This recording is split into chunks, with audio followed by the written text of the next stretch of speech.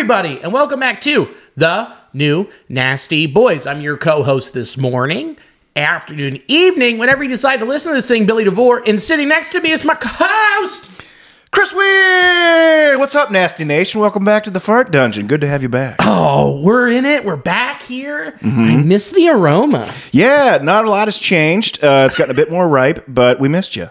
You know what? Did you miss my farts? A little bit. The walls, they started to heal. They're like, what's happening? About time. They're like, we get a fucking break. Yeah, all the paint just started to heal. They started like fill back in like all the old veins that were wrinkling out.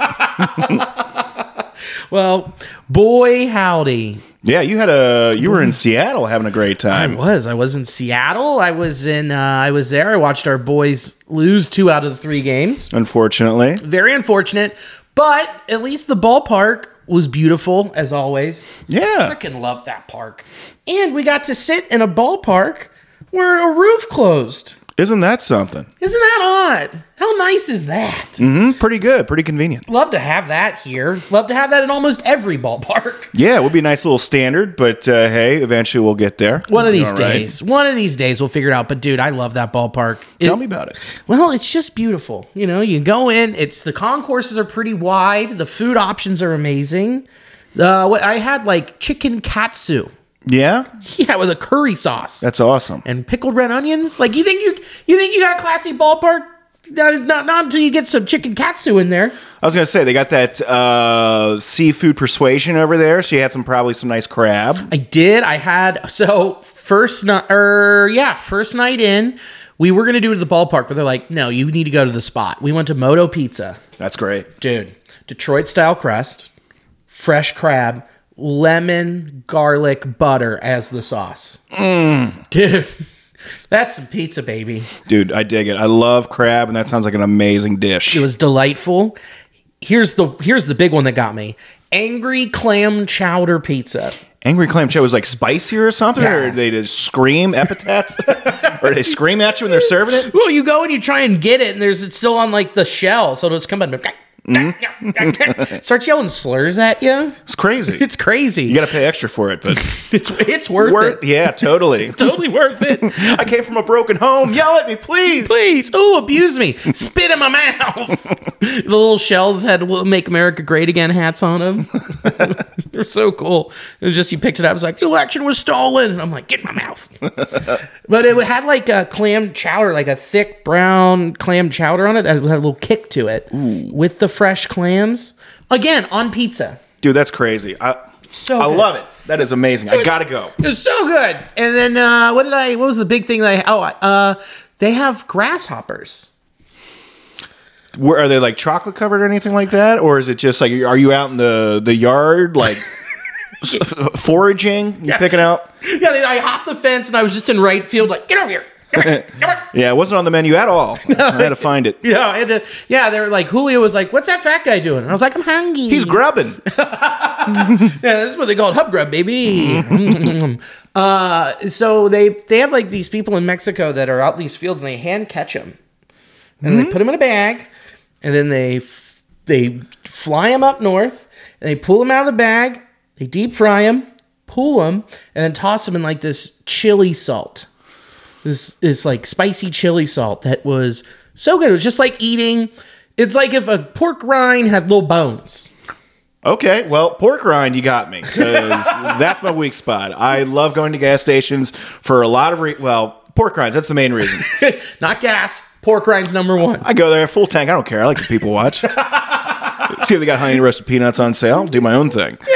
But the crickets, that doesn't sound like it would be like too of a demanding sort of flavor, especially if it's deep fried and rolled in something. Yeah, I don't see that being bad. No. I'd try it. It was delicious. Yeah? Yeah. There's a whole video from the trip coming. Don't worry. I just got to find time to edit it. We've been, Seattle, work, and then we had 2 shows together, or 4 shows together in Lexington. So it's like, I'm not going to edit anything right now. Yeah, and I still got a video I haven't uploaded of me eating worms in the backyard, but more of a personal project. Yeah, just a side passion project. It's all right. It's my solo work. Not gummy, though, I promise. No, real deal. Real boys. Still raspberry in the center. Raspberry gummy wummy. Just free range earthworms.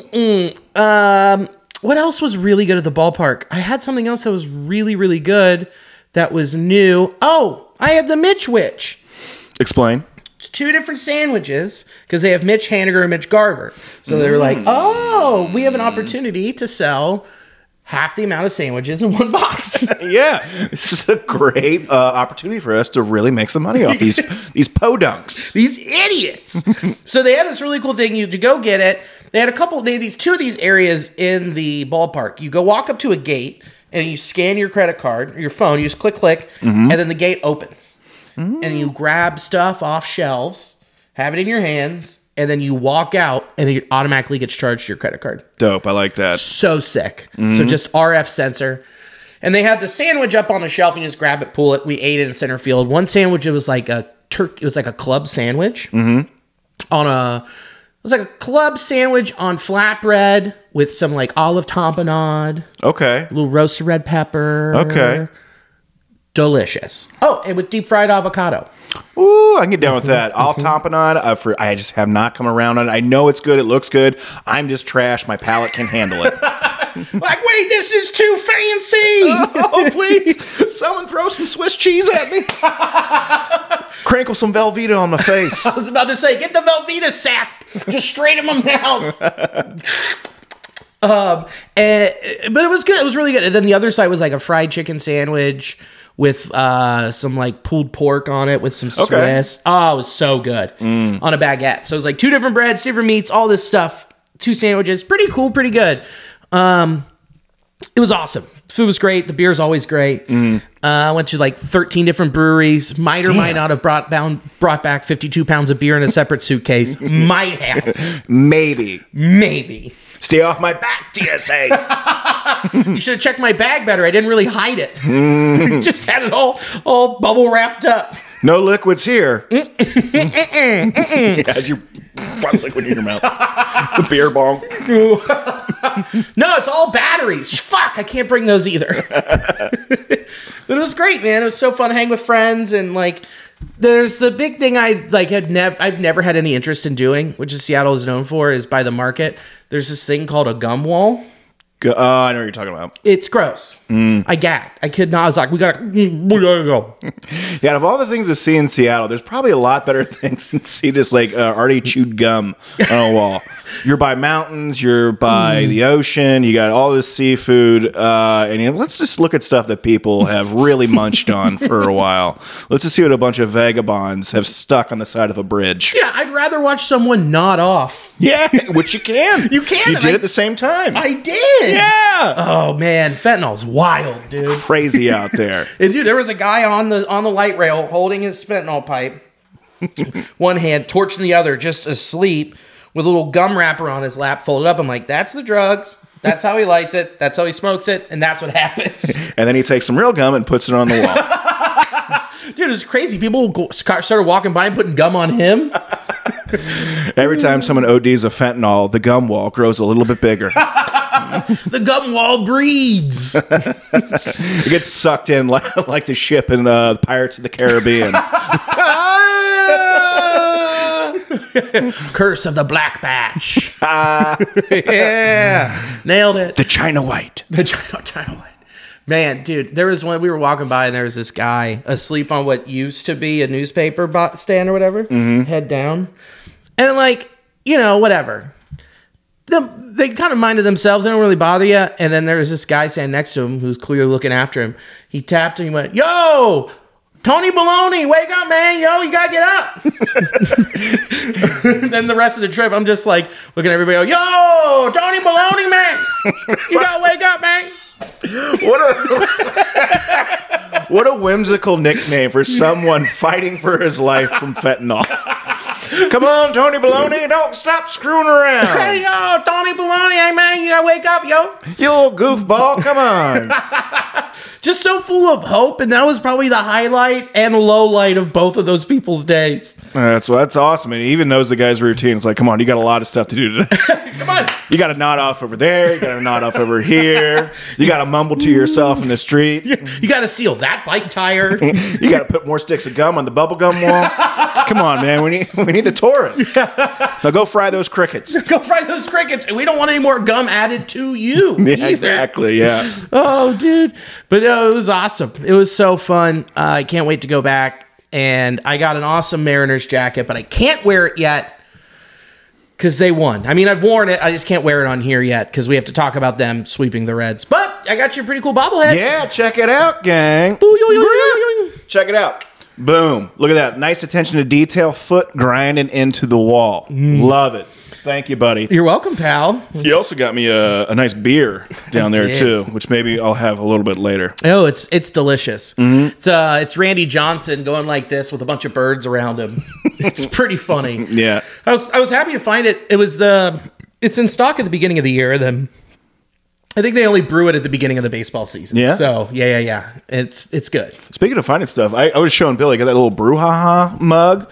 If you guys are not familiar, brouhaha, legendary comedy festival. Found an old mug. We want to say like 2012 circa. Yeah. Something like that. Finding some gems lately. Damn, dude. Bringing back so many memories that I are very, wish I had. Very Fozzie Bear. Yeah. Jesus. That was awesome when he headlined.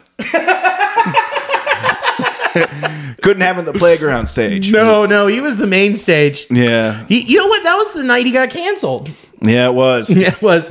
Don't really want to repeat what he said because we don't want to lose any listeners or viewers, but a lot of slurs. Big diatribe. Talking about like women in the kitchen and waka waka. It was. Who knew he hated the Italians that much? He was saying wappa wappa. God damn it, I'm gonna get out of here. You can finish it for me. Shit. Oh, that's great. Oh, Alicia's gonna love that one. When she hears this one tomorrow, she's gonna be like, "Oh no." Ooh, that was funny. But yeah, there's that. And then we had our shared experience this weekend. But before we get to that, how was it while I was gone? Did you anything happen? Maybe when you were like watching the games or? Yeah, I'm watching one of the games. I'm just down here in the fart dunge, just holding it down. Look on the screen, and I'm like, oh, that's Billy. It's Billy and Alicia on the screen. And all of a sudden, John Sadak just starts talking about Billy for a while. For a while. Yeah, a good while saying Billy DeVore, Cincinnati comedian, part of the fabric of Cincy shirts, and then czar of the Sky Rosa, amongst a handful of things. But like that just floored me. He had a whole thing ready for me. He gave you a bio. Dude, that's now my bio. Czar of the Sky Rosa. I don't think we're topping that. No, I think that's going to go on my website. And your headstone too, I believe. Oh, yeah. Czar of the Sky Rosa. Well, my headstone's just going to be a La Rosa's box.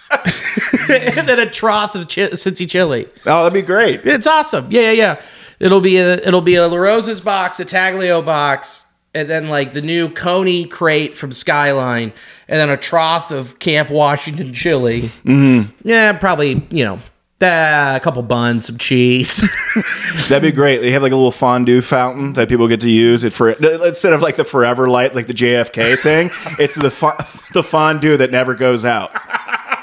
Oh, the chili that's never cold. He died so we can gray air. Yeah. And people come up and they dip their dogs in memoriam. They're like, we'll really miss him. Died too soon. 46, heart attack. Wish there was something we could do. He's raising awareness for high cholesterol. Yeah, a lot less red meat. We switched to vegan dogs. Yeah, meet me over at the cheese fountain so we can talk about this high cholesterol problem. Then they're just sticking gum on the pizza boxes. So yeah, how that happened was I ran into John at Hooverville. It's a bar. It's a dive by the stadium. And I'm with our buddies out there. And I go, how funny it would be if I just texted John. I was like, hey, come to Hooverville. Let's black out. This is that kind of bar. And I get my beer and I get my Jagerbomb with Jake because that's what we do when we're together, reliving the glory days. And I shoot it, and then I take my beer, and I sit down at a big table with everybody, and I look up, and I go, that's John. And Leisha's just like, what? I'm like, it's Sadak. She goes, no way. I just get up and walk over and we talk for like an hour and a half. He's texting you, want to get blacked out at Hooverville, Billy? I'm just kidding. He's like, should I text him? I saw his stories. That's funny. They call it Hooverville. Wasn't that the names of like shanty towns, like in the Dust Bowl?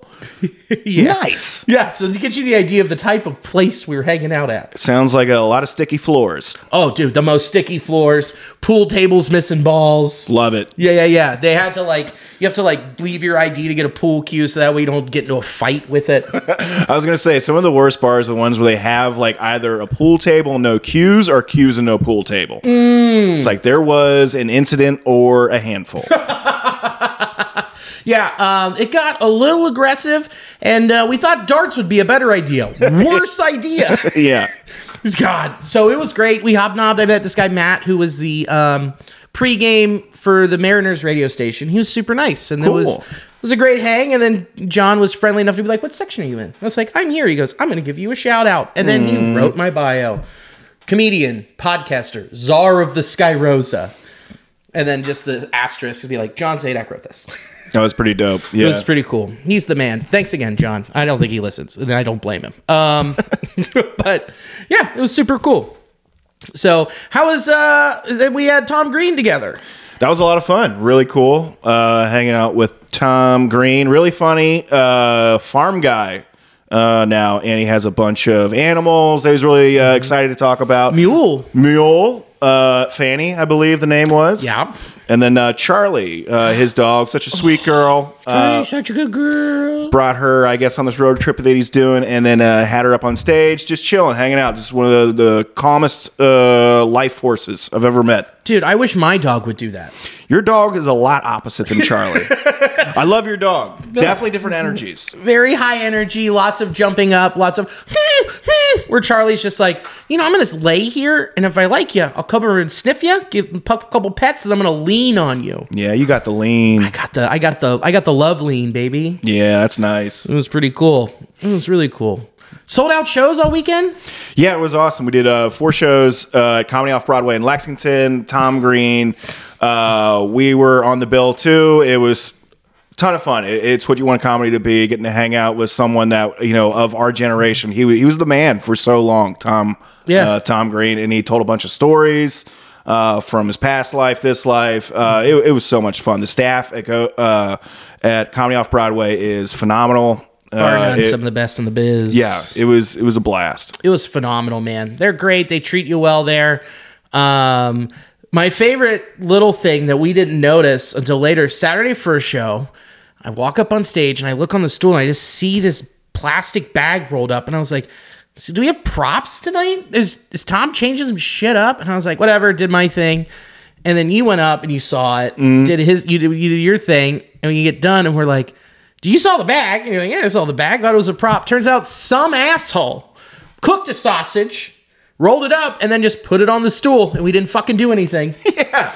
I should have taken it off there. I was like, no, this is some moron, I'm sure they were just trying to be nice. At first I thought it was like a big cigar, because that's what it looked like. But then I was like, no, this is a cooked sausage placed on the stool. It was wrapped in a plastic bag, which, I'm not sure you just carry around a loose sausage, but at least they had it in that. Yeah, thank God, because that's just gross. Just loose sausage in your coat, grease everywhere. It stinks. Yeah, come on. You should at least brought some mustard or something.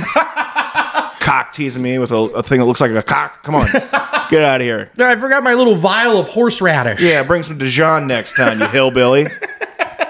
Yeah, no, cabbage. I brought cabbage because I'm a demon. Yeah, dude. I didn't get to catch what he said or anything, but he probably just chucked it, or he probably did something like that. He was pretty good about handling hecklers, and it's not like Tom is having people try to throw him off. It's just he has such excitable fans, and so sometimes it is.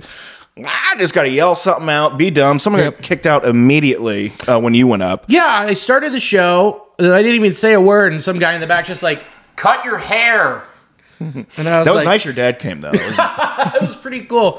And then I just kept doing my joke about my long hair. And then he just went again, cut your hair. And it was nice to see that my mom came. Same voice, a little bit deeper. A little bit deeper. I was like, Nance. No, but right after that, gone. See ya. Yeah, they're quick about it, too. They don't play around. They've cultivated a really nice audience there, so they do not play. No, they don't play. And turns out when Tom saw that bag on the stool, Daddy did not want some sausage. He didn't. He did not at all. A lot of butt bumping, chicken sandwich.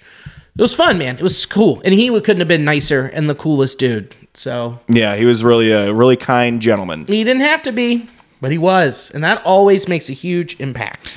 Yes. Yes, it does. It really does, because a lot of times you'll work with people and they're like, wow, that I really wish I didn't work with them because that just ruined part of my childhood. But no, Tom was fucking above and beyond. It was so cool. It was great. And when we said sold out, it wasn't like one or two seats were empty. Like every seat was full, except after when those people got kicked out. Yeah. Besides people got kicked out and they had to like make some more room because they were he's recording and doing something for Amazon Prime and then putting something on his YouTube. So they had his buddy there filming, and they were going on the road. So Yeah. I'm sure it'll be awesome. 40 days they've been gone straight, recording, living in a Ford F-150. Pretty awesome. Then we had a mishap. Oh yeah, we did. On Friday night. That was fun. So we're driving home. Billy's driving this night. We're going back. This is probably like around like 1:30, something like that. Driving on the highway, going north, and then there's some debris in the road. We're in the middle lane. We can't go to our right. Car by there, and then try to swerve. A fucking street cone was in the middle of the highway. We ran over it. It's caught underneath the undercarriage of Billy's car. We have to pull over to the side of the road. We get out, get underneath to check and see if everything's fine. Cone, I have no idea what happened to it. I think it just disintegrated. No clue. The Lord just tried to throw us off our game that night. I think it's in my ass. It might be. It might be. I haven't checked. It's a stinky cone. And long. Yeah. So after we checked on this, so we pulled over to the left side of the highway, checked, make sure no cone there, but we got to pull up to an exit just to see like the extent of any sort of damage. And then we pull up to there at this rest station, check out, see like the underneath carriage flap was a little bit down. Then I start doing my pats. I'm like, oh no. Oh no. Cell phone apparently fell out when we got down on the ground checking. I guess it fell out of my pocket or maybe I had it in my lap. Don't know. So we, after a little while checking around, making sure it is not in the car, it's not where we just got out, looped back, got in the left lane, put the hazards on, driving like a Sunday nanny, going down. 15 to 20 miles an hour. Exactly. And down here, hat on, big Sunday hat we had.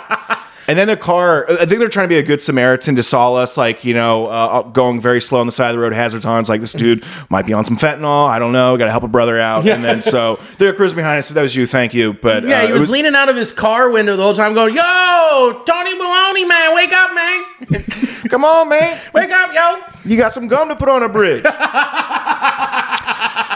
So we covered, oh man, it felt like we went a mile. I know we probably didn't go a mile, but maybe we did because we were creeping. But like we went down that stretch, could not find my phone. And then we just waved the flag. Like, dude, we got to get out of here. We got to go. I'll cut my losses. Long story short, Lauren took me, my wife took me back to that spot. Figured out how to locate it on her phone. And then it was funny as I'm telling this story to Tom. He's like, so this is the story of how you found out your wife was tracking your phone? Yeah. Zinged me. Zing, you got you good. He was like, oh, I'm sorry. My bad. Didn't mean to hurt your feelings. Yeah, continue your story. Go ahead. So we were able to find my phone on the side of the road, right exactly where we pulled over. No scratches, nothing on it, just laying face down. I just couldn't believe it. She got out and picked it up. I was like, you gotta be kidding me. It's unreal. Right. Yeah, so that was quite the long day. That's what it felt like, because I don't know if you've knowingly lost your phone, but trying to get to sleep that night is very difficult. Oh, and the worst. Yeah, so got back late, woke up early. Was like, I gotta get my phone, I gotta know. So got that. It didn't really take that long, but it was an ordeal for a hot minute. But that was the start of the weekend. Yeah, that was, and then and on top of that, we both had our day jobs, and then it was like, quick turn, go to Lexington, do 2 sold out shows, and we're just like, get a nap, and then get home at like 3 a.m. Yeah. Which, like, man, and my car, there's a little doodad dangle going down on the bottom. It's not anything, that's damn, like, it's just cosmetic. It sucks. It's going to be a couple screws. I'm going to get screwed by my dealership. Mm-hmm. Hey, there you go. So yeah, dude, it real bummer on all ends on that night. Yeah, but it could have been a lot worse. Got my phone, no real extensive damage, and we each got fingered by Tom. So it was great. Chris and Billy got fingered. Yeah, it was true. Yeah. Hey.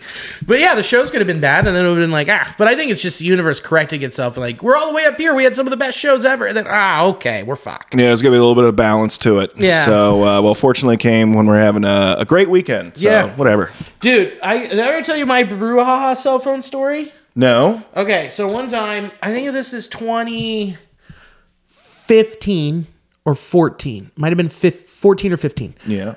Very drunk. Okay. Alicia's with me. You know what we got to do for this story? You got to get out that beer. Give me that mug. I got to pour it in there. There you go, deal. And it'll be at least ambiance. There you go. That's something Tom was talking about. Oh, yeah, creating the ambiance. He's like giving us some tips for the pod. Yeah. So if anybody wants to come in and be our director, editor, lighting director, I might or might not have dropped it on my way out of the door. Dude, that's perfect. That's how I like them. Just a little beveraged up. Yeah. Oh, dude, I cannot wait for you to have this. It's so good. Oh, yeah, that's the frothy goodness right there. Look at that color. Isn't that pretty? That is nice. It's real nice. Let her set her. No. You did the right thing. Let it hang out. You want it to have head. That's good. I think we washed that. I was as I was pouring that, I was like, I'm pretty sure it's washed. Otherwise, there would definitely be some stanky bugs in there. No. We just actually found it at Sawyer Point last week by the river, filled with soil, and there was a handful of free needles in there. So lots of gum on the side. Yeah. So I'm getting into somebody's car. And I get in and I'm like, and then we get to the bar and I'm like, I don't think I have my phone. Whatever, I'll figure it out. It might be in my backpack. Whatever. Just have a good night. Go home. Wake up and realize I don't have my phone. They're like, when was the last time you had it? I was like, let's check at Sawyer Point first by where we got in and out of the car. I shit you not. We get there next morning. My phone is face up on a grate. Oh my God. So like parallel or perpendicular to the open parts of the grate. My phone just says overheated, shut down. Found it like that. That's crazy. That next morning. Unbelievable. Just like a little millimeter in your life could have been fucked. Could have been so over, dude. Toast. But yeah, dude. Crazy. Absolutely crazy. Ooh, oh yeah. Hit it with a little bit of that's the face salt. And that's how you get it in there. Oh. That is tasty. It's like I'm biting into a fruit. Yeah, dude, it is. It's like a nice bitter fruit. It's like I took a bunch of bread and dipped it in some oranges. I dig it. You know what's crazy? They actually brew it with seagulls. Yeah. Seagull bones is what you're tasting. That's seagull bones. Seagull bones. That's such a nice can. It's so good. And I'm sure our listeners know the story behind that. Of course. If you don't, why are you listening to this? Is the bigger it's very question. True. What are we doing here? So yeah, we had a great weekend, and it's Monday, and let's the Reds lost, but let's not get too low on that, because guess what? We went out to Seattle, we got swept, then we came back home, and we swept the Angels. It's sweeps week, baby. Yeah, it's all good, man. So hopefully we don't just drop 4 to the Phillies. And we just, we gotta win a couple of those. But first, I would like to talk about an ex-Red. I don't know if you saw this. I don't know if you guys saw this, but Peter Edward Rose has inserted himself back into the Shohei Ohtani Ippei Mitsuzara incident. Pete Rose is signing over the weekend. He signed a baseball and it said, "Sorry, I bet on baseball, Pete Rose." It's like, all right, that's pretty normal. And the next one says, "Ohtani is sorry too." Boo. Do you really think he talked to Ohtani? Yeah. Do you really think he got the insight on it? Yeah, I'm sure. He's got the hot scoop. He's like, yeah, no, we share FanDuel accounts, okay? It's fine. That's my great-grandson set this up for me. Like, after everything that has come out about the trial or the mishap and the situation that's going on, not a trial, it'll eventually be him settling to be in jail forever. But, I mean, you got to know by now, this is not going to help your legacy in any way, shape, or form. If anything, people will be like, oh, there he goes again, just talking ill about the game he loves so much. Yeah, and I mean, you can probably tell we're not like big Pete Rose fans, but when you see a guy just still doing, it's like, come on, man, you don't want this to be your legacy still. You know, you can just stay out of it. You don't have to, like, you're grasping at straws here. But I mean, I think you're going to point out here too. I mean, he'll sign whatever, so I'm not sure how much thought he put into it, but it's still just like, it's just never a good look. No, it's not. And at this point, Pete Rose is a hired scribe. Yeah. That's all he is. He's just wheeled out. They sit him down. They go, all right, Pete. You know the drill, and he's like, well, yeah. And then, you know, someone's just like, oh, this one needs a special insignia, and then it goes down the line, and someone taps Pete, and this guy leans in, and he goes, this one would like to say, Ohtani bet on baseball, and he's sorry. It's like an old stenographer. He just says a handful of things. It just doesn't matter anymore. It's his job. No, and if you want a real nerdy reference for you, he's like Worm Tongue from the Two Towers in Lord of the Rings, where he's talking to the King of the Humans, and he leans in, and he's like, we do not want your presence here. And then they kill Worm Tongue. He dies. And then the king gets all of his life force back because he was under a spell. You know, Lord of the Rings and baseball go together real well. You got it. You nerds. Nerds like me. But dude, like, that's exactly what's going on. So do I even know that Pete's doing this stuff? I don't know if he's cognizant enough or whatever to be like, yeah, I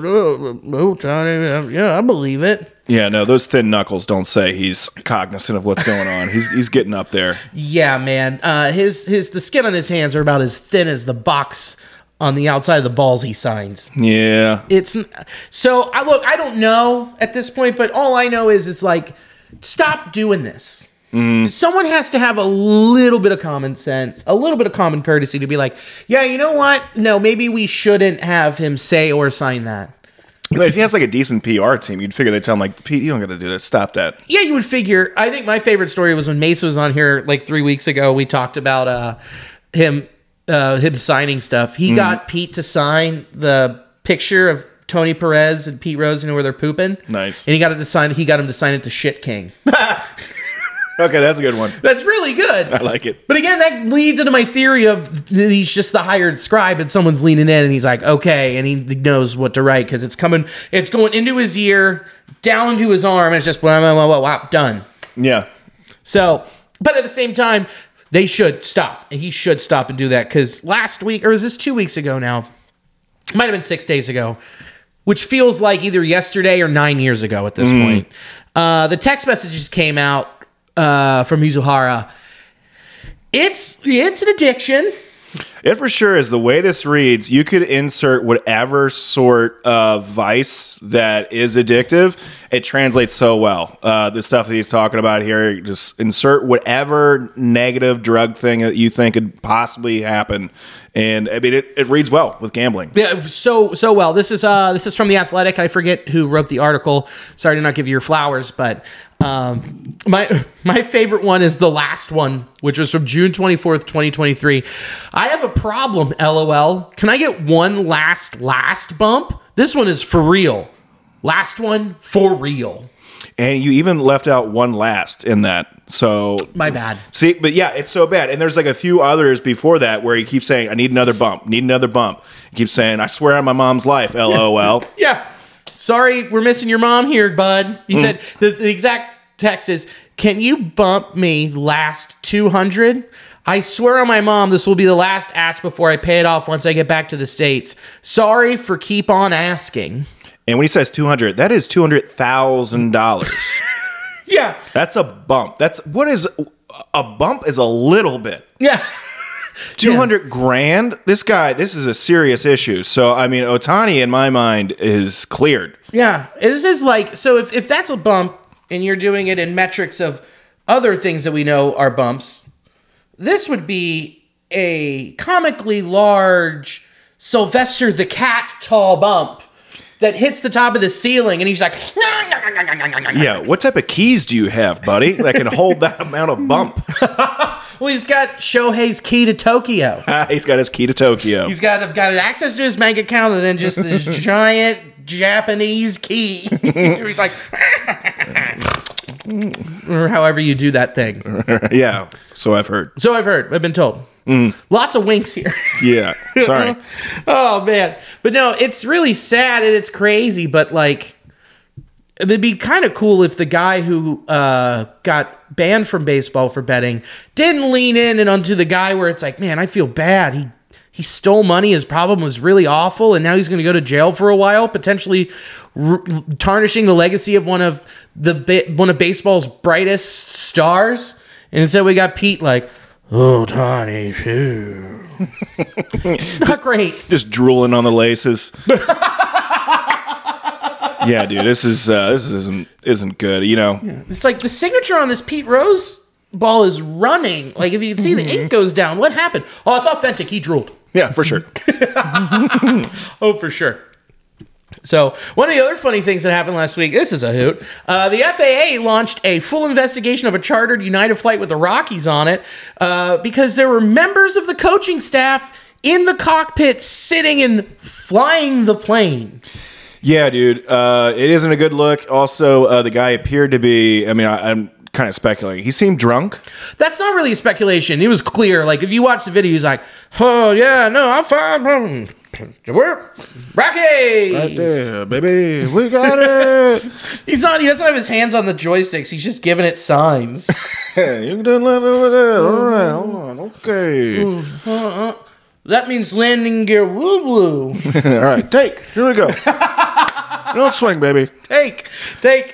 That whole incident perfectly describes the Rockies as an organization because no one really knows who's flying that thing anyway. Hey, I like it. I'll take it. That's pretty nice. Smoked 'em. Yeah. Eat it.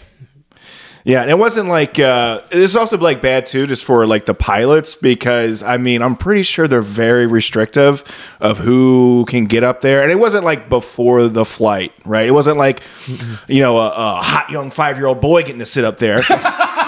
Where they let that TSA rules, they can have a young boy up there. Only if he's hot. Yeah. Only if he's this hot. Yeah, it's not gonna be that hot. No, that's turbulence, Timmy. That's what we're feeling there. That's turbulence. You gotta know the slacks are pleated. That's what those bumps are. Just pleated slacks. Yep. Yeah, no, there's 6 joysticks up here. Yeah, I'll let you gotta find the 6th one though. And you only get when you find it, you get one of my trading cards. Hey, baby. Did you know about that? Oh yeah, I was in the cockpit a few times.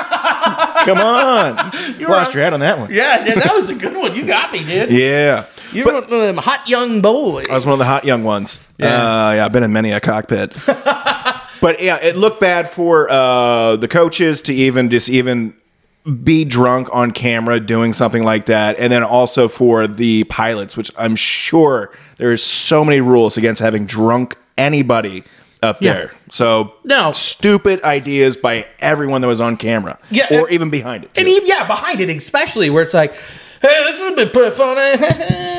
This is me losing my job. And knowing the Rockies, no one got fired. No, that was altitude sickness. That's all it was. Yeah. We had some bad oysters. Yeah, those United chartered flight oysters. Planes tend to travel farther up in the air there. They fell into the front. What are you going to do? Fuck off. Oh, that's great. And then also, I think I saw this in Chicago over the last weekend when the Reds were playing the White Sox, but also it popped up in Colorado, which a nice transition here. New Jesus Gets Us dropped. Thank goodness. Ooh, and it's an offshoot where it's He Gets Us, which is a shame they changed the URL because I used to have a joke where it said Jesus Gets Us or whatever, and I said Jesus because I don't buy it. That's a little sus. Kid lingo. Not but like big kid. Gotcha. Okay. Adults. Kid adults. Fuck, I'm in trouble here. Yeah. But it just says hegetsus.com, lovelikejesus.com, because, Jesus needs more URLs. That's what Jesus needs. He loves exposure. He loves free exposure constantly, and he loves washing feet ads. Yeah, he does. But now it's gotten even worse. So they've gotten behind home plate, and their big ad is umps are our neighbors. Yeah. Well, you know how your neighbors, you always go out and talk to them now? Mm-hmm. No one does. What do you mean they're our neighbors? Yeah, no one knows them. Yeah, most people hate their neighbors. Yeah. They're our neighbors. Well, fuck them. Fuck them. I don't care.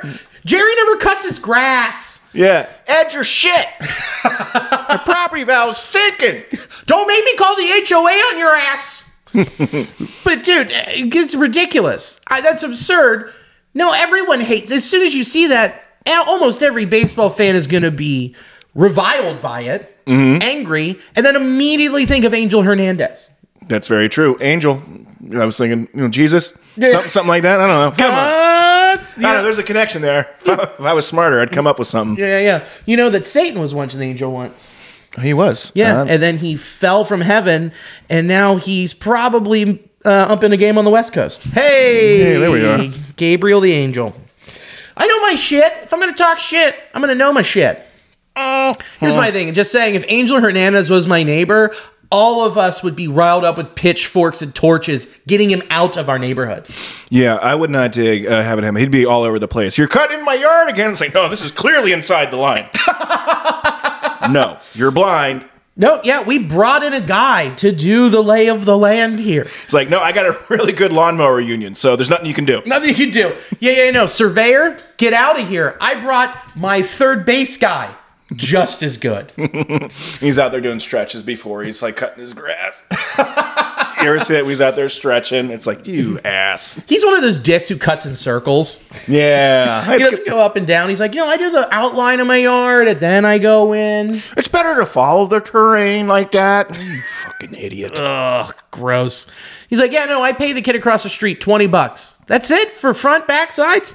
Well, I call him as I see him. Mm-hmm. Not well. Well, I think $20 could buy ourselves a better umpire than Angel Hernandez. Oh, God. Thank God we didn't see him in Seattle. I don't know if we did or didn't see him in Seattle. I didn't look to see who was listed, but all I know is when I was there, they lost 2, and then when I was on the plane watching, they lost again. So I think that is a sweep in the wrong direction. Yeah, I didn't watch all of those games. They were difficult. They were late too. Yeah, they were late. I don't blame you when people weren't looking sharp. You're like, I can just go to bed. Yeah, I don't have to wake up tired and really annoyed. No, you also have condensed games. They're great. Yeah, I need to start getting into that. Dude, 8 to 12 minutes to watch a full baseball game is fantastic. That is wild. So I end most nights as I'm watching the East Coast condensed games, and then on my second monitor while I'm click-clacking away, I have the West Coast games I missed. Dang, I really need to streamline my life. There you go. You can just streamline it, or you can maintain the same thing. It doesn't matter, Yes, it There's does. 162, okay? You don't have to watch all of them. Like some people aren't sick like I am. Sorry, I didn't have mono. I couldn't keep up with all the games. I got baseball uculosis. Mono, whatever. That was fine. So we'll start with the starting pitching for the week, and we'll like always, Frankie didn't look great. He only pitched 2 innings, 5 earned runs, 3 hits, 5 walks, 1 K. Look, it was so cold down on the field. It had to be like 45. It was like low 50s, high 40s, which isn't an excuse. They're professional baseball players.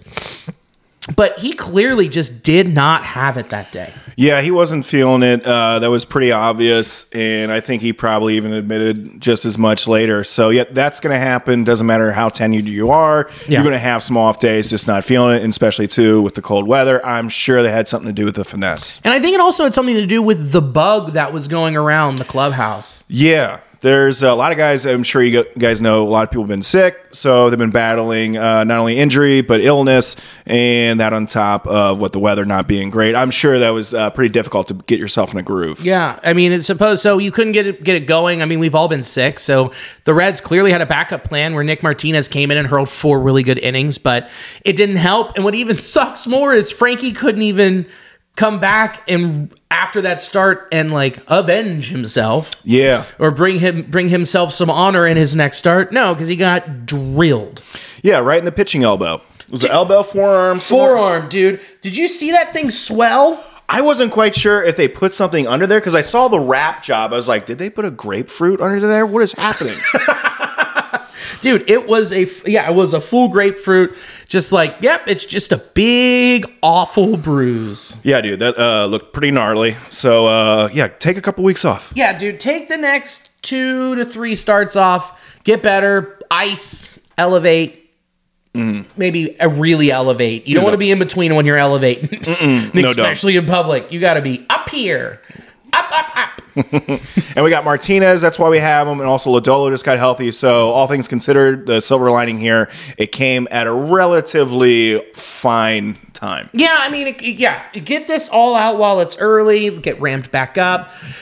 And, let Nick Martinez in and have somebody come up from AAA, which they did, which is Casey Ligman Nuts. And tonight was not his night. Yeah. Got it. Gave up one big one. Yeah, but it sucked for him, but also in the scheme of the game, didn't really matter because when you don't put up any runs, it's pretty difficult to win. So, which we'll get to that later. And then followed up by Hunter Green. 2 words. Command issues. 4 innings pitched, an earned run, 4 hits, 3 walks, 8 Ks. 8 Ks, sexy. Earned run, sexy. 4 innings pitched, yikes. Yeah, and this is something that you guys have heard us talk a lot about, is him not being able to command the strike zone, especially with that third pitch that he's trying to work on. And these professional hitters behave like professional hitters, and they know what to lay off of, and they pick and choose what to go after. And then when he's not as crisp, they sit and wait on that fastball. Yeah. Or they'll hang back, and if they're good enough, they can hit it the opposite way with a slider, if you're a righty or whatever. But, not looking good. Also, I think this was a start, too. The first inning, it looked like his arm slot kept changing. Like, it felt like he just was not feeling it. No.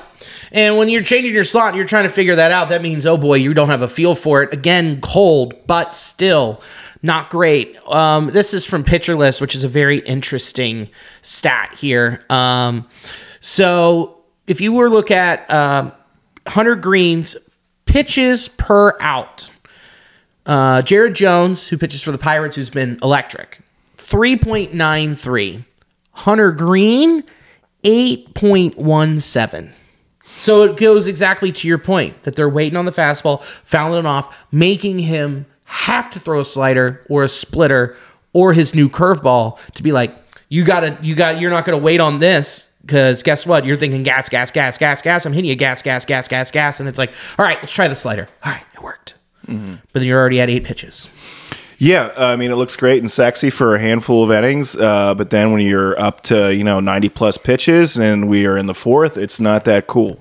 No, it's not at all. And you're coming here and be like, well, we got the bullpen. Yeah, but for how long? Yeah, great job for the bullpen. We'll get into that a little bit later. But what we saw last year, which is a big issue, is the fact that we gassed the bullpen because we relied on them too frequently, to cover too many innings for situations like this. And we just were going against the Phillies. We might talk about this a little bit later.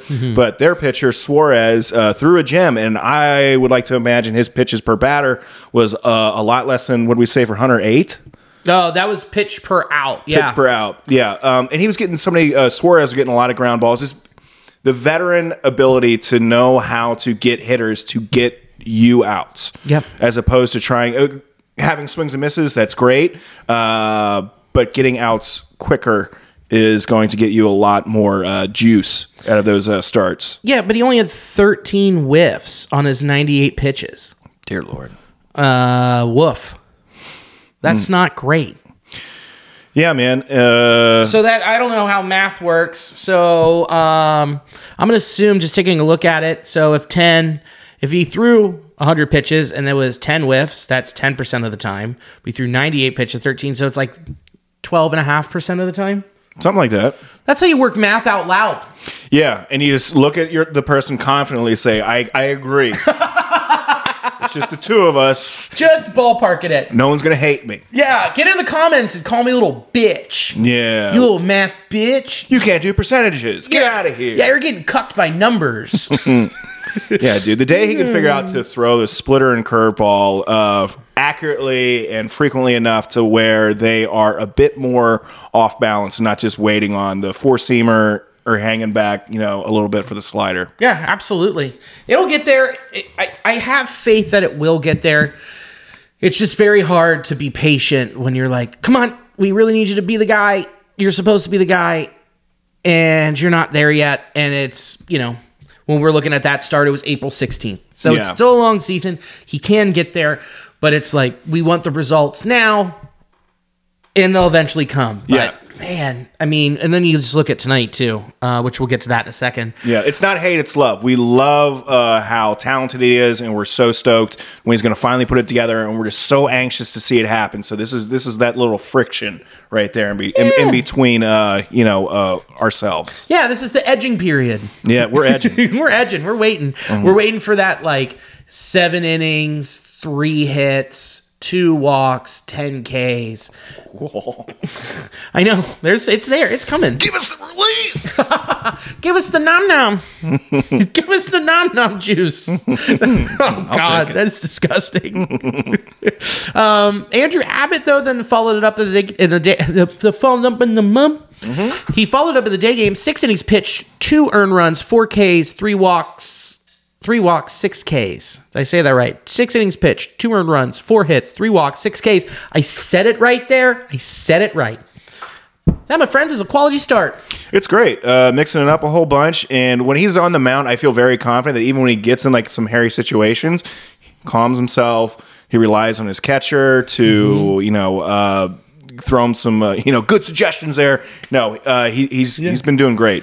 And if you look at his plot, a lot of stuff, a lot of his fastball up on the edges. Some where it's, oh boy, you're making a few mistakes in the middle, but and a couple low. But he's living where he needs to live to let his sweeper, curveball, and changeup all just fall. So they're looking high, dropping, good pitch mix.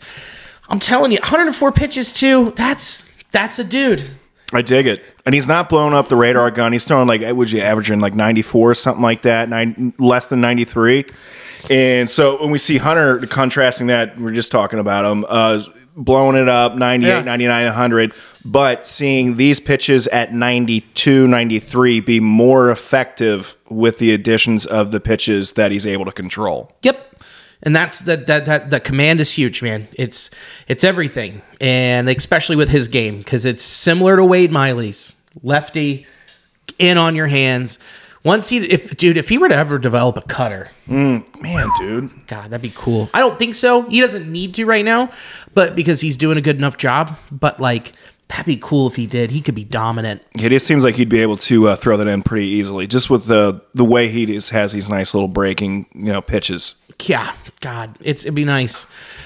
Be nice, and then you come back home and Nick Lodolo.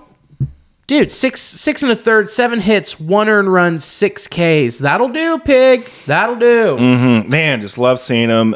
His ability to just have that awesome breaking stuff. I'm so stoked that he's back in the lineup. Dude, that was his second start coming back. Mm-hmm. Okay? And you know what? He gave you longevity. He started getting a little bit of trouble in the 7th. 80 pitches, though, which means he's getting there quick. It's just when he's falling off, it's quick. Yeah, he's effective, and I think, too, the way the batters respect him, they know that they do not want to have to face those breaking pitches, so they're going to try to jump on a fastball. They don't want to try to get deep in a count because that's typically he's going to get the strikeout. So he's getting these outs earlier, and I just love seeing these results. I can't wait to see him, get some more starts this season. Yeah, and a lot of stuff low in the zone. I mean, pounding low in the zone, using his delivery and effectiveness to be like, all right, well, my fastball is either going to be down here or my sweeper, or they call it a curveball, is going to be way lower, and you can't do shit about it because I'm just going to keep attacking and tunneling. Yeah, and you see the way he's able to continue to expand the zone just with the pitcher's eye, also with the umps a little bit, buying himself a little bit of a grace on the outside portion of the plate with that breaking ball. I'm digging it. God, I just hope he continues to stay healthy and pitch like that. But also like, he'll be going up against the Phillies, so this will be a test. He will. That's like the big one for me. It's like you faced a minor league organization in Chicago, and then you faced a 4A ball club with the Los Angeles Angels of Anaheim in the state of California on the west coast of the United States. Yeah. So, yeah, we're loving these results. We're digging them, but it's like I want to see what he does against a really good Phillies lineup. Even if it's without Bryce Harper and he can maintain, then that's when I'm going to get real giddy. Yeah, this will be the test for him here. See what he does against a really hot, nice team. Real hot team. Yeah. Then Graham Ashcraft on 420. I think he was high. 5 innings pitched, 5 earned runs, 5 hits, 3 walks, 4 Ks, 9 whiffs with a 22.7 called strike whiff rate. Okay. His control was an issue again. Not many walks, but a lot of hits. A lot of getting it in there. A lot of cutters, a lot of sinkers over the heart of the plate. Yeah, and he's a pitcher that digs the way, like, he doesn't have a lot of control over the ball, like, when he throws it, you know? Sure. Effectively wild. But in this situation, he was ineffectively wild. Correct. So we didn't get a chance to watch this live so much, but yeah, just checking it out afterwards.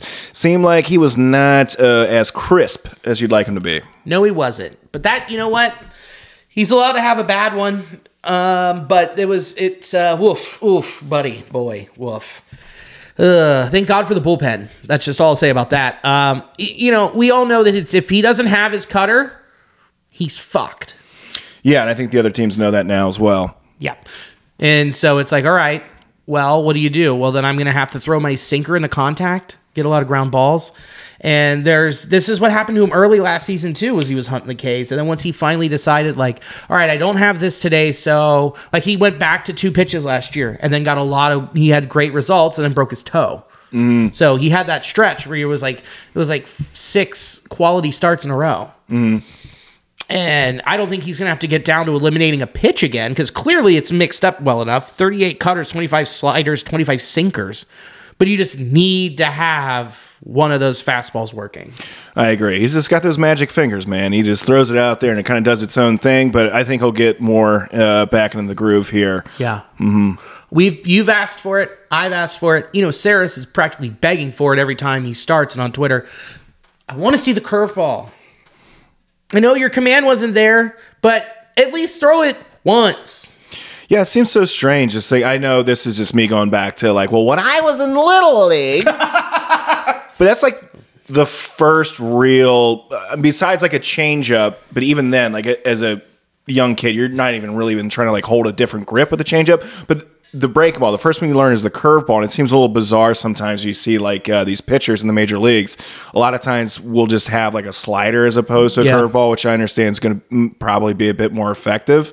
But I just question like sometimes like how the inability sometimes to command some of those pitches. Sure. Yeah, I think it's just like, well, it's just what they're taught now, philosophy wise within organizations, and especially in Houston. Like everyone in Houston is taught to throw a sweeper now. You have to, from low A all the way up to the bigs, you will be throwing a sweeper. It's just because it matches a fastball so well, and I totally get it, and it's a lot of spin and it drops. Whereas a curveball, it's a much slower pitch, arc, and then drop. So it's not in vogue right now. Oh, wow. That's funny. Our buddy Adam Bass just texted me and he said, I'm at Jefferson Social right now and Derek Johnson's here not looking happy. I'm like, really? Not looking happy because of what happened tonight? No way. Yeah. You know it's bad when they're at Jefferson Social. I was just going to say, I can't believe Jefferson Social's still around. It seems like that place should have been burnt to the ground or just... Wait, on the banks? Yeah. I love that spot. I do too, but like it used to be at Newport on the Levee, right? Correct. And I remember it being very trashy. I never went there when it was at Newport on the Levee. It was very trashy. Okay. Or at least I remember going there before I was able to drink. and I could get in there no problem and drink. I just remember that. Like, it was a place like, you don't get an ID? That's fine. No one does here. It's a social. Yeah, it's a social. It doesn't matter. You know how much it costs to let you in here without your ID?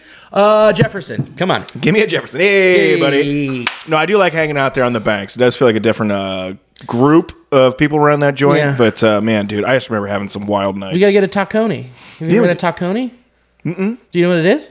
So I put it together. You can sound it out. Is it a cheeseburger? Pretty close. Yeah. It's a cheeseburger. All right. Yeah, it's a flour tortilla, Cincinnati chili, cut up hot dog, cheese, onion, and they just serve them like street tacos. Fuck yeah, dude. It's great. So yeah, shout out the Bassman. Frankie Montas got drilled, and we talked about the grapefruit. So we don't even need to talk about the 16 pitches. I was gonna say this is much easier to look at this. Yeah, 2/3 of an inning pitched. So 8 2/3 of the inning was by the bullpen with 0 earned runs. And during that stretch with the Angels, the bullpen gave up not 1, not 2, not 3, but 0 earned runs. Yeah. You had Frankie get hurt, and then you had Suter come in 3 1/3, 4 hits, 1 walk, 2 Ks. Okay. Then you had Angel Pagan doing his Pagan rituals, 2 innings pitched, 1 hit, 1 K. Fernando Cruz looking absolutely disgusting, getting the hold with 1 inning pitched, 1 hit, 1 walk, 1 K. His splitter is so gross.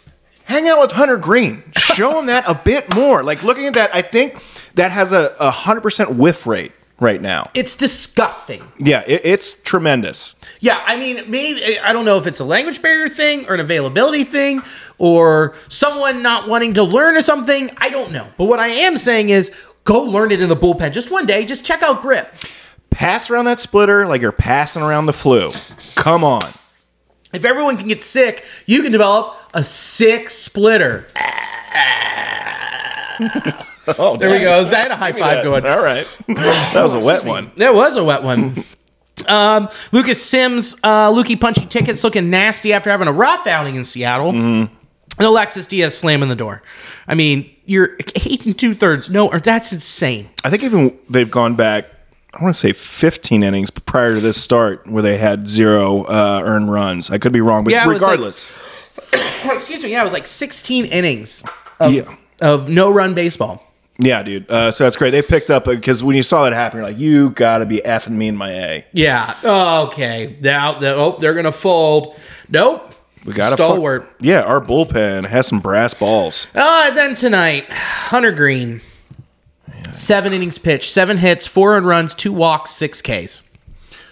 To start off, I really did enjoy that he came at him with all 4-seam fastballs. I thought it was like a big tone setter. It's like, I'm coming at you with my best pitch, and that way it's going to be a great setup for the innings to come, where like you're going to not know exactly how he's going to approach it. But then after the first, all that momentum went away. Even had Christian Fairchild hit, we'll get into it, but like yeah. Oh, yeah, when Stuart Fairchild was on first, stealing the second. Combining names, yeah. Yeah, and then Steer overswung and stepped in front of home plate, and they were like, hey, this is interference. And you're like, oh, God damn it.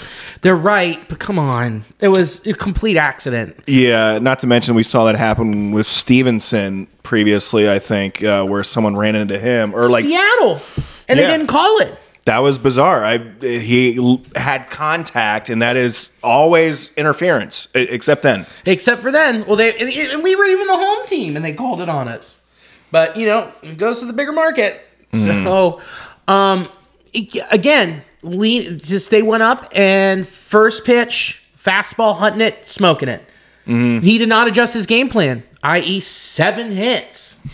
Yeah, I think it was Bohm, had the first hit where he just hit like 105. Like, he was just waiting. Like, no one had hit the fastball yet. Yeah. And then he's like, well, we're waiting on it. And then he cracked it up the middle. And then I think it was Castellanos. After that, he threw the first slider of the game to Castellanos. Missed it. Tried to double back. Just blow him away with the fastball at that point. You got him confused, but then he dropped it in the right field, and after that, just nothing seemed to go our way. No, it didn't. I mean, the K numbers are pretty nice, I guess. But the biggest thing was the length, especially after the bullpen getting burned. Yeah, dude. So I'll give you that there, where he did give you length. Mm-hmm. That I'll give you. 4 earned runs is not insurmountable. 6 Ks is nice. You'd love to see, you'd love to see him make a mid-game adjustment. Yeah, dude, you can just feel, or maybe it's in my head, but I do feel like when you're watching Hunter Green that he'll get confident and then very unconfident and go back to what he feels is his comfort zone, which is just throwing the fastball, be damned where it goes, and then I'll throw the slider off of that. But if you're not setting it up properly, it's not as effective as what it could be, and then you're seeing the results of professional hitters doing what they do. Yeah, especially with a long Philadelphia lineup, dude. Mm-hmm. Even without Harper, it's still Schwartz, Turner, Real Muto, Marsh looking good, Bohm, Casty, Stott. And then this is where it shortens is Clemens and Rojas. And I say shortens and Rojas hit a triple. Right. And, in the third. And they just kept bleeding you, too.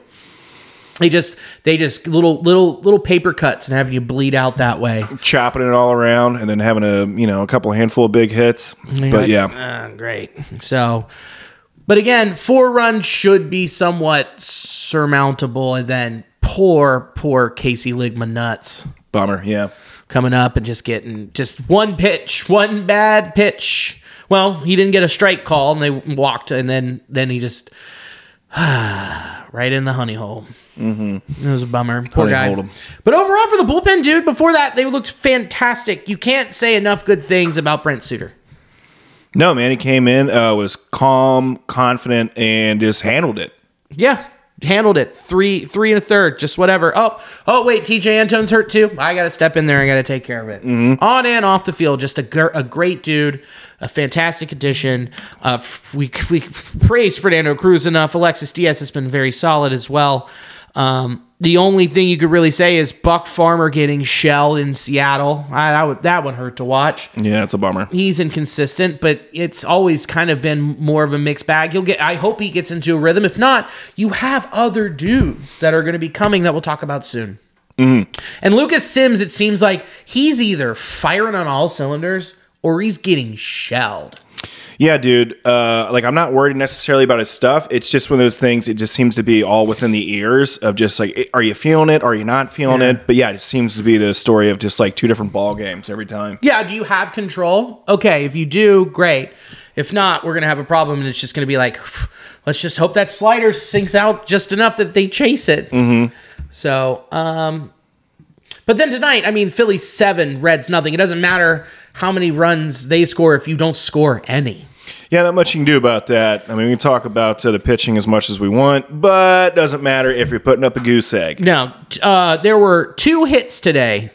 Stuart Fairchild with 1. First pitch, and CES with 1. And then everybody else, goose eggs. Yeah, not good for our offense. Do want to give it up to their starting pitcher, Suarez. He was throwing a nice one and mixing it up, hitting his spots. Reds just weren't getting anything going.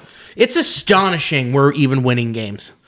Unbelievably astonishing. Let me just read you off some OPS numbers. Stuart Fairchild, 586. Spencer Steer, 922. That's really good. Mm-hmm. Tyler Stevenson, 675. Above average. Candelario, 674. Okay, we're at above average. CES, 516. Ellie De La Cruz, 1.011. Holy shit. Send him down. No, he needs to sit and learn his lesson. Get out of here. Espinal, 363. Nick Martini, 708. Okay, your star is fading here. Bubba Thompson, OPS of 294. How? You can't win if you aren't hitting the ball. And it seems like there are 2 people doing it at an elite level, and there's a couple dudes who are just above average. 3 if you include Nick Martini. Look, I get it that the bug has hit with Will Benson. The bug has hit with Jake Fraley. The bug has hit with Jonathan India. But man, when you lose those dudes and your lineup becomes that short, oof. Yeah, it's been difficult to kind of watch that. You feel for him, but you got to do something different. Yeah, even before tonight's game, okay? Before tonight's game, let me pull it up here. Before tonight's game, Spencer Steer, 217, 250, 217 on the week with a WRC plus of 29. He just didn't have a good week. He didn't have a good week. Some stuff wasn't falling. I do want to give it to some of them. They were putting a lot of hard balls in play at some times, not having it land, but overall not having the performances that you would need to have. No. Rake Fraley, 214, 353, 500 slugging. I mean, he had a homer, 2 runs over the past week. CES, 188, 375.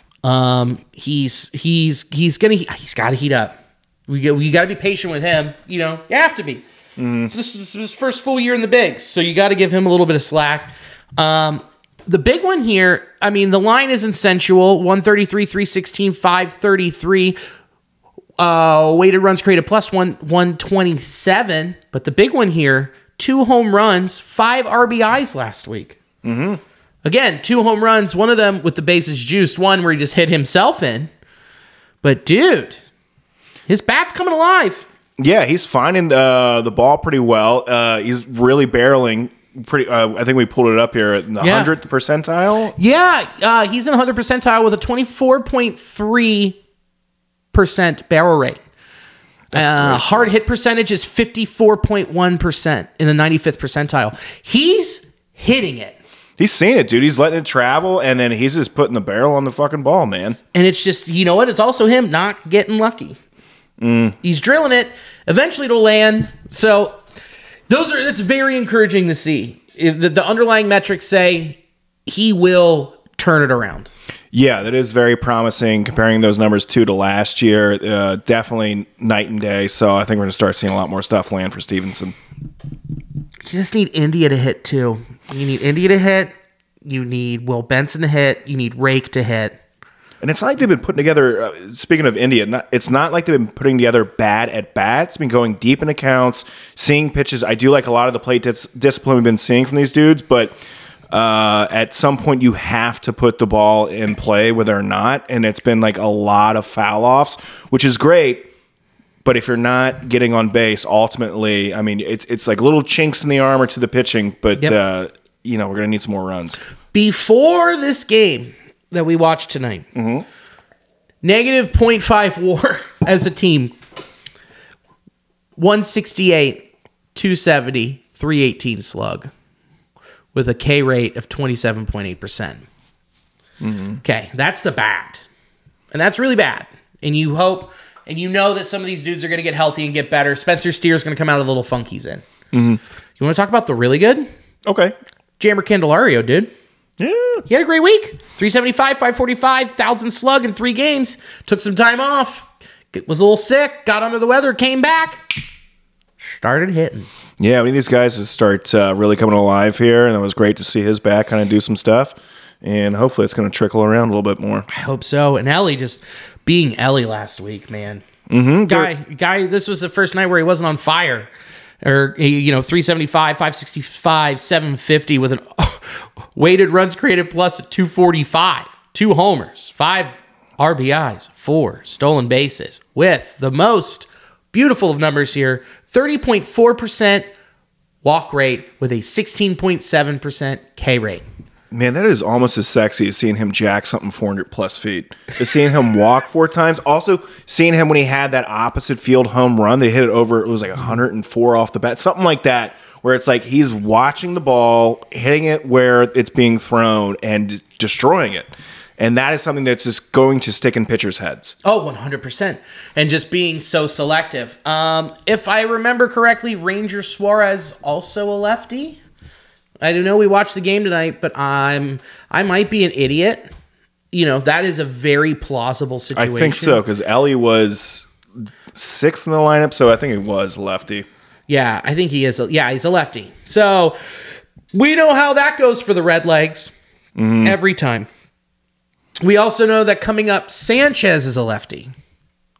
We know Turnbull isn't a lefty, and we know that Zach Wheeler isn't a lefty.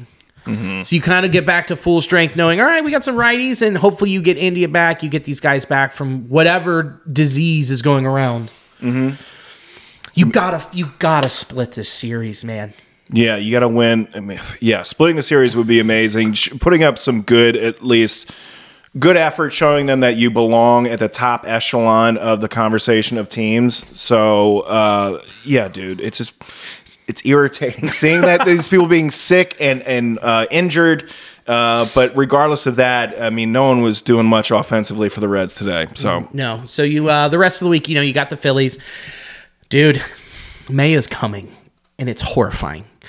3 at Texas, and then 2 at San Diego, and then we flip over to May, which is what we have been stressing and talking about, where you kind of wish you had a little bit more of a path. Look, yeah, sweeping the Angels ruled, sweeping the White Sox ruled, taking care of that business. Wish they would have taken one, or at least one in Seattle. That's that little cushion before, all hell breaks loose. yeah, I mean, it's great they're doing the things of beating up the teams you should beat, but you also want to have the additional confidence of beating the teams that are challenging. Again, I cannot stress this enough. I can't. I can't.